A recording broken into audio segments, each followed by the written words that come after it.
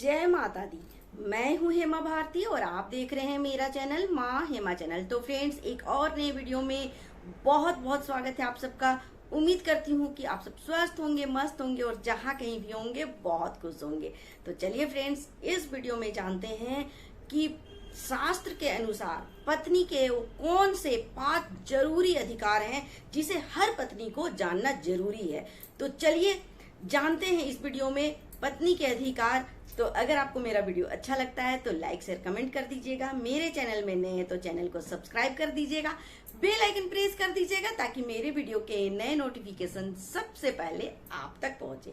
आप भी मेरी जैसे ही माता रानी के भक्त हैं तो मेरे कमेंट बॉक्स में जय माता दी लिखना ना भूलें। और चलिए अब जानते हैं पत्नी के कौन कौन से ऐसे अधिकार हैं जिसे हर पत्नी को जानना बहुत जरूरी है।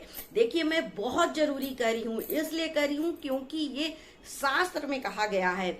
और ये जब विवाह के समय में एक पति जो है ये वचन भी देता है अपनी पत्नी को विवाह करते समय कि मैं ये कार्य तुम्हारे साथ जरूर करूंगा, इस वचन को मैं जरूर निभाऊंगा।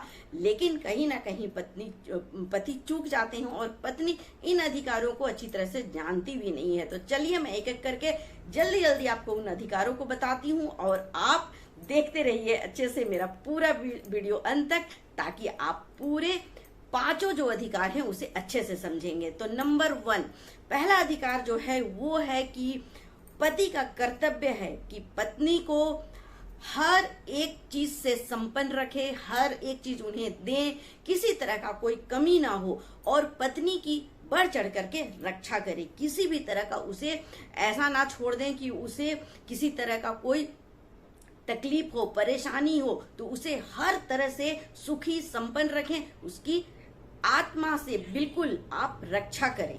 तो ये हो गया नंबर 1। नंबर 2 है कि अपने परिवार, समाज और धार्मिक जो भी कार्य आप करें अपनी पत्नी से सहमति लेकर के करें। कोई भी कार्य ऐसा ना करें जिसमें कि आपकी पत्नी का सहमति ना हो। जरूर पूछ लें। कोई भी धार्मिक कार्य करने जा रहे हैं, सामाजिक कार्य करने जा रहे हैं या कोई पारिवारिक कार्य करने जा रहे हैं तो किसी भी बात को अपनी पत्नी से ना छुपाएं।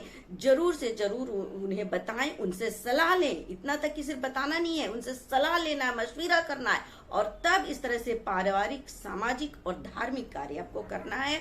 साथ में उसमें आपको बराबर का हिस्सेदारी भी बनाना है अपनी पत्नी को। ऐसा नहीं कि कोई धार्मिक कार्य कर रहे हैं आप स्वयं केवल कर ले, नहीं, उसमें अपनी पत्नी को भी आप उतना ही जगह दे, उतना ही बराबरी का अधिकार दे जितना आप खुद कर रहे हैं। दोनों का बराबरी होना चाहिए इस कार्य में। तो चलिए ये भी हो गया। तीसरा, कभी भी जब आप कमा रहे हैं, धन कमाते हैं और धन कमा करके जब आप घर में लाते हैं तो धन को हमेशा आपको अपनी पत्नी के हाथों में रखना चाहिए, हाथों में उनके दें। और जब आप खर्च करते हैं रुपया, पैसा, धन, कुछ भी, तो आप दोनों का उसमें सलाह होना चाहिए। ये नहीं कि सिर्फ आप अपनी मर्जी से खर्च कर रहे हैं, पत्नी को कुछ पता ही नहीं है। तो पत्नी को बता करके और दोनों कोई मिल करके कोई भी खर्च करें। चुपके कोई भी खर्च आप ना करें, क्योंकि उसमें बराबर का अधिकार पत्नी का भी होता है। जो आप सोचते हैं ना कि हम धन जो है कमा रहे हैं उसमें सिर्फ मेरा अधिकार है, तो नहीं। जिस दिन आपका विवाह हो गया, आपने सिंदूर लगा दिया अपनी पत्नी को, उस दिन से आपके हर एक चीज में आपकी पत्नी का भी बराबर का अधिकार होगा। जो आप कमा रहे हैं उसमें सिर्फ आपका अधिकार नहीं है, अब बढ़ चढ़ के पत्नी भी उसमें अपना अधिकार रख सकती है। तो चलिए ये हो गया। नंबर 4, कभी भी अपनी पत्नी का अपमान जो है वो आप सार्वजनिक जगह में ना करें। किसी भी समाज में कहीं पर आप ऐसी जगह में अपनी पत्नी का कभी भी अपमान ना करते, चाहे लाख गलती हो पत्नी का, लेकिन 4 लोगों के सामने उसका अपमान कभी ना करें। जो कुछ भी बोलना करना है उसे आप अपने कमरे के अंदर दरवाजा बंद करके पत्नी को समझाएं, डांटे, जो करना है करें, लेकिन आप 4 लोगों के बीच 1000 गलती होने पर भी पत्नी का अपमान ना करें किसी भी रूप में। तो ये हर एक पत्नी को जानकारी होनी ही चाहिए। नंबर 5, अगर कभी भी पति जो है वो ऐसा कोई कार्य कर रहा है जो पत्नी के नियम के विरुद्ध है। जिस तरह से पत्नी को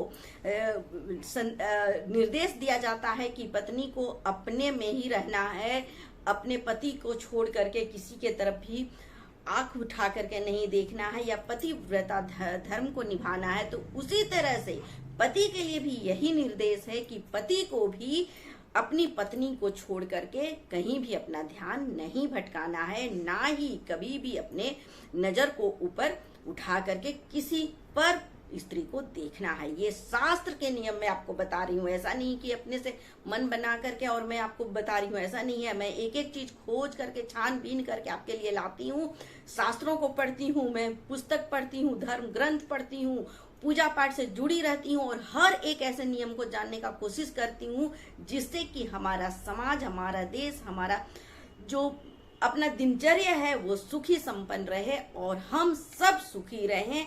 ऐसे ऐसे मैं कार्य, ऐसे ऐसे मैं बातें लेकर के आती हूँ, ऐसे ऐसे कार्य करने को आपको बताती हूँ, ऐसे ऐसे बातें मैं आपको सिखाती हूँ ताकि आप सबका भी जीवन सुखमय हो सके। जिस तरह से मैं एकदम बिल्कुल मस्त रहती हूँ, हंसी खुशी रहती हूँ, किसी तरह का मुझे कोई परेशानी बहुत कम आती है। परेशानी तो मैंने भी बहुत झेला है, आज नहीं बहुत मैंने परेशानी झेला है और मैं हर एक चीज को बारीकी से देखा है, समझा है, जाना है और उस पल को मैं, जो दुख के पल होते हैं उसे भी कैसे खुशी से उसे निपटना चाहिए, ये मैंने अच्छी से भली भांति सीखा है। और आप सबको भी मैं बताने का कोशिश करती हूँ कि सुख में तो सभी सुखी रहते हैं, लेकिन दुख में जरा मुस्कुरा करके दिखाइए, तब आपको माना जाएगा कि सही माने में आपने जिंदगी को जिया है। तो चलिए फ्रेंड्स, उम्मीद है कि आपको ये वीडियो बहुत ही पसंद आया होगा।